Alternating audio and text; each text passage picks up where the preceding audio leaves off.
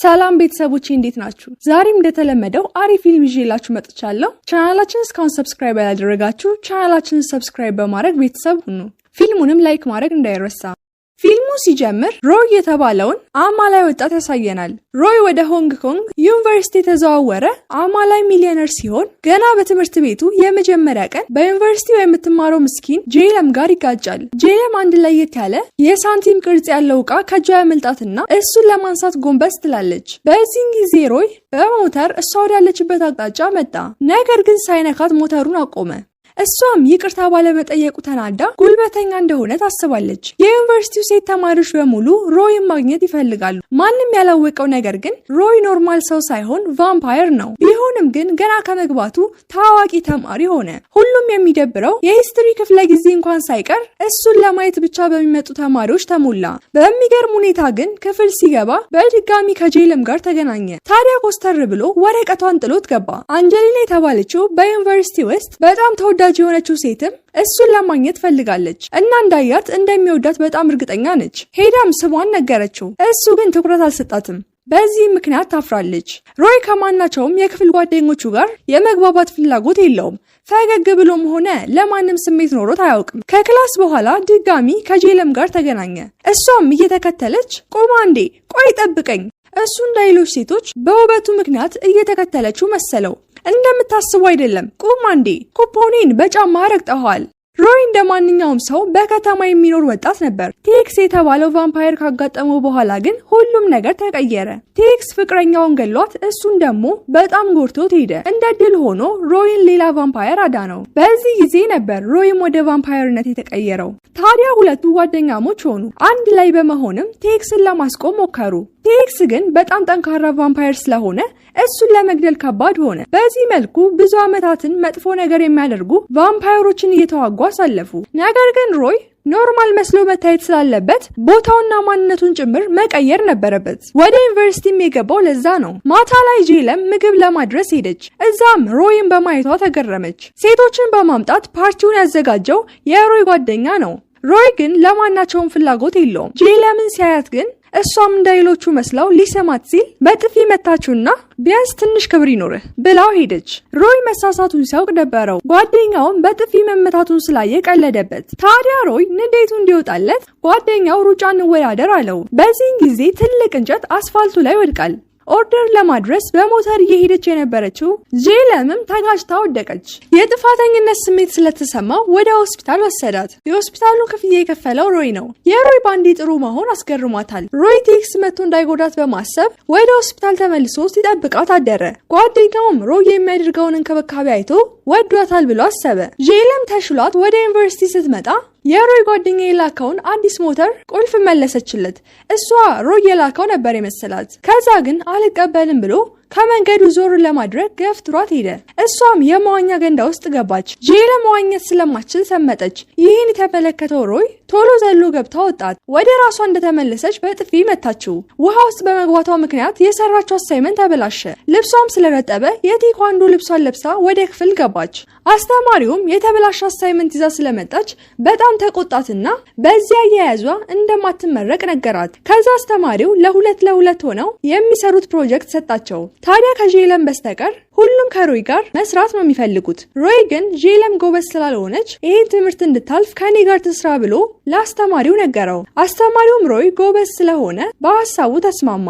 ታዲያ ጄለም አሳይመንቱን ለመስራት ወደ ሮይ ቤት ሄደች። የምታረገው ነገር በሙሉም ያለፈችው ፍቅረኛውን አስታወሰው። በቀጣዩ ቀን ዩኒቨርሲቲ ውስጥ ሮይ ቤት እንደሄደችና እንደ ሳማት ሁሉም ተማሪዎች እያወሩ ነው። ውሃው ስለገባች ህይወቷን ለማትረፍ ብቻ ያደረገው ነገር እንደሆነ ብታስረዳቸውም ማንም ግን አላመናትም። ሴቶቹም ስለቀኑባት ማሰቃየት ጀመሩ። ጓደኛዋ ሳም ሳይቀር እሷን ለማትረፍ ገብቶ ተመታ። ታዲያ በጣም ተናዳ ለምንድን ነው እንደዚህ የምታደርጉት? እንደምታስቡት አይደለም። እኔ ከዚህ ዩኒቨርሲቲ በሰላም መመረቅ ብቻ ነው የምፈልገው በዚህ ጊዜ ሮይ መጣና ለሁሉም ከዚህ በኋላ እሷን የሚነካ ሰው ጸቡ ከኔ ጋር ነው ብሎ ይዟት ወጣ። አንጀሊና በጣም ተናደደች። ሮይ ጄለም ላይ ምን የተለየ ነገር እንዳየ ሊገባት አልቻለም። ጄለም ግን በበኩሏ በሮይ ተናዳበታለች። ምክንያቱም አሁን ያደረገው ነገር ደግሞ ይባስ ትኩረት ስቧል። እሱ ግን ማንም ሲጎዳት ማየት ስላልፈለገ ያረገው ነገር እንደሆነ ነገራት። ግን አንጀሊና የተማሪዎች ህብረት ፕሬዝዳንት ስለሆነች ጄለም የምትሳተፍበትን የቴኳንዶ ክለብ እንደማትደግፍ ተናገረች። ጄለም ክለቡ እንዳይፈርስ ከጓደኞቿ ጋር ዩኒቨርሲቲው በር ላይ ተቃውሞ አደረጉ። መሸት ሲል ግን ዝናብ መዝነብ ጀመረ። ሮይም ስለሷ ተጨንቆ ሊያያት ሄደ። ጄለም ብርዱን መቋቋም አቅቷት እራሷን ስታለች። ሮይም ቶሎ ወደ ሆስፒታል ወሰዳት። ሮይ እሷን ለመርዳት ከአንጀሊና ጋር ስምምነት ፈጸመ።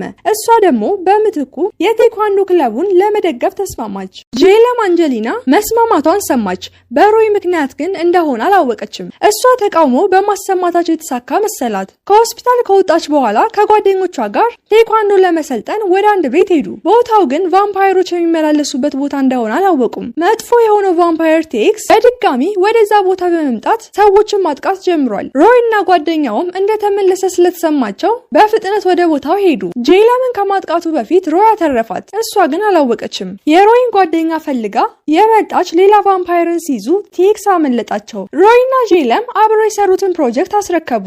አስተማሪውም ከፍተኛ ግሬድ ሰጣትና በረታታት። ጄለም በጣም ደስ ብሏት ምግብ ስለምታዘጋጅለት እንዲጠብቃት ነገረችው። ነገር ግን ሳትመጣ ቀረችና በሚሴጅ ሌላ ቀን እሰራልሃለሁ አለችው። ሮይም ካፋውና ተነስቶ ወደ ክፍሉ ሄደ። ከዛ ጓደኛው ለጄለም ደውሎ ሮይ ልደቱ ዛሬ እንደሆነና ብቻውን በመሆኑ እንደከፋው ነገራት። ጄለም ብታረፍድም ቶሎ ወደሱ ሄዳ በትንሽዬ ኬክ ሰርፕራይዝ አደረገችው። ከዛ ወደምትወደው ቦታ ወሰደችው። በተለያዩ ሁኔታዎች እየተቀራረቡ ሄዱ። ከቀናትም በኋላ ዩኒቨርሲቲያቸው ውስጥ የዳንስ ፕሮግራም ተዘጋጀ።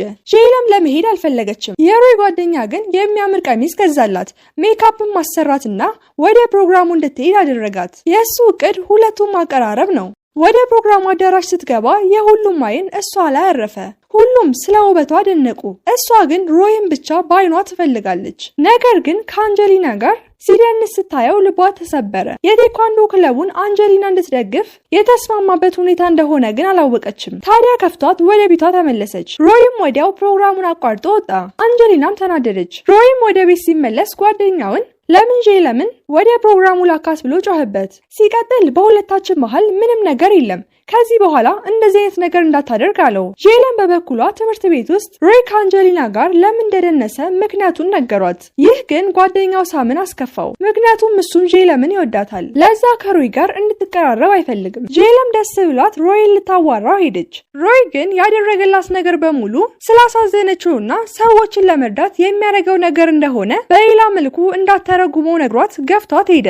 ሳም በቀጣዩ ቀን ደብሯት አያት እና በሱ ምክንያት መከፋት የለብሽም ብሎ ወደምትወደው ቦታ ወሰዳት። ነገር ግን ያ ቦታ ከሮይ ጋር ያሳለፈችውን ጊዜ ብቻ አስታወሳት። ሮይም በበኩሉ ከሷ ጋር ያሳለፈውን ጊዜ አስታወሰና ስለገፋት የጥፋተኝነት ስሜት ተሰማው። ማታ ላይ ለብቻዋ ወደ ቤት እየሄደች እያለ ከሰው ጋር ተጋጅታ ሳንቲሟ ተዘረገፈ።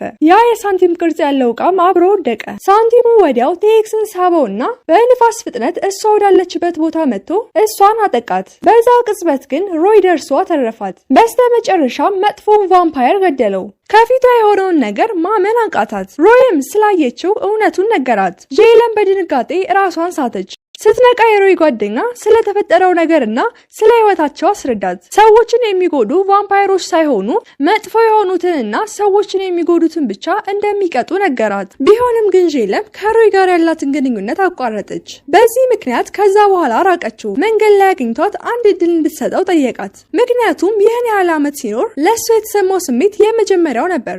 እሷም ምንም ያህል ብትወደውም ለመቀበል ግን ከበዳት። ሳምም እነሱ ያሉበት ቤት ሲያየው እዚህ ምን ታደርጋለህ? ከሷ ጋር መሆን ያለብኝ እኔ ብቻ ነኝ አለው። ሮይ ግን ጄለም እንደምትወደው ነግሮት ሄደ። ሳም እንደሚወዳት ነገራት። እሷ ግን እንደ ጓደኛዋ ብቻ እንደምታየው ነገረችው። በኋላ ላይ የጄለም እናት ራሷን ሳተች። ሮይም በፍጥነት ወደ ሐኪም ቤት ወሰዳት። በዚህ ምክንያት ከእንደገና የማውራት እድል አገኙና ታረቁ። እሷም እንደምትወደው ነገረችውና ሳማት። ሳም አብረው መሆናቸውን ሲያውቅ ተበሳጨና እሷን ዘጋት። ጄለም ለረጅም ጊዜ ጓደኛዋ ስለነበር አናገረችውና እንደ ድሮ ጓደኛሞች ሆኑ። ከሮይ ጋር ያላትን ግንኙነትም ተቀበለ። በቀጣዩ ቀን ሮይ ከቤቷ ወደ ዩኒቨርሲቲ አብረው ሄዱ። እሷ ሳይደርሱ እንዲያወርዳት ብትጠይቀውም እሱ ግን አልሰማትም። ይህ ደግሞ አንጀሊና ቅናቷን እንዲጨምር አደረገው። ይባስ ብሎ ሮይ እጇን ይዟት ወደ ክፍል ሄደ። ክፍል ውስጥም አብረው ተቀመጡ። አሁን ሁሉም ፍቅረኛሞች እንደሆኑ አውቋል። እየተማሩ ያለ አንጀሊና ተቆጣጣሪዎችን ይዛ መታ ሰዓቷ እንደጠፋባት በመናገር የሁሉም ቦርሳ እንዲፈተሽ አደረገች። ሰዓቱ የጄለም ቦርሳ ውስጥ ተገኘ። ይሄን ያደረገችው አንጀሊና ራሷ ስትሆን እቅዷ ደግሞ ጄለምን ከዩኒቨርሲቲው ማባረር ነው። አንጀሊናን የሚወዳት አንድ ልጅ ግን ሰዓቱን ጄለም ቦርሳ ውስጥ ስከታው ቀርጿት ነበር። ታዲያ ያንን ተጠቅሞ አብረው እንድትሆን አስፈራራት። እሷ ግን በሐሳቡ አልተስማማችም። ስልኩን ለመንጠቅ ስትሞክርም ወደቀችና ድንጋይ መቷት ራሷን ሳተች። በዚህ ጊዜ ልጅ ወደ ሌላ ቦታ ወሰዳትና ሊጠቀምባት ሲል ጄለም እና ጓደኞቿ ደርሰው አዳኗት። ሮይም የተቀረጸውን ቪዲዮ አየው። ጄለም ምንም አላለቻትም። ቢሆንም ግን አንጀሊና በራሷ ጊዜ እውነቱን ተናገረች። ጄለምም ነፃ ሆነች። በቀጣዮቹ ቀን የቴኳንዶ ክለቡ የሚሳተፉበት ውድድር ስለደረሰ ሮይ ሊያግዛቸው ሄደ። መሃል ላይ ግን ሰው ሊገጭ የነበረውን መኪና አስቆመው። ሳምም ይህን ተመለከተ። አይኑ ሰማያዊ ከለር መሆኑን ሲያይ ደግሞ ጥርጣሬውን ይበልጥ ከፍ ስላደረገው ለጄለም ነገራት። ጄለም ተሳስተን የሚሆነው ብላ ልታሳምነው ሞከረች። እሱ ግን ጥርጣሬው ስላልጠፋ በራሱ ሊያጣራ ፈለገ። ጄለምም ሳም ያለውን ነገር ለሮይ ነገረችው። ሮይም አታስቢ ብሎ አረጋጋት። በኋላ ላይ ሳም መኪናውን በፍጥነት እየነዳ ወደ ሮይ አቅጣጫ ሄደ። ገደል ሊገባ ሲል ግን ሮይ አተረፈው። ሳም ሮይ እጅ ላይ ያለውን ደም እየተመለከተ ያየው ነገር እውነት እንደሆነ ነገራት። እንደኛ ሰው አይደለም፣ አውሬ ነው፣ ከዚህ ሰውዬ ራቂ አላት። ጄለም ሁሉንም ነገር አውቃለሁ አለችው። በዚህ ጊዜ ሳም እውነቱን እያወቀች ከሱ ስለደበቀችው ተቀየማት። የውድድሩ ቀን ሲቀር ሳም ብቅ ስላላለ አይመጣም ብለው አሰቡ። ጄለም እንዳትጨነቅ ብሎ ሮይ ሄዶ አናገረው። ሳምም የውድድሩ ቀን ቦታው ላይ ተገኘ። ውድድሩንም ስላሸነፉ ተሰብስበው ለመዝናናት ሄዱ። አንጀሊናም አብራቸው ነበረች።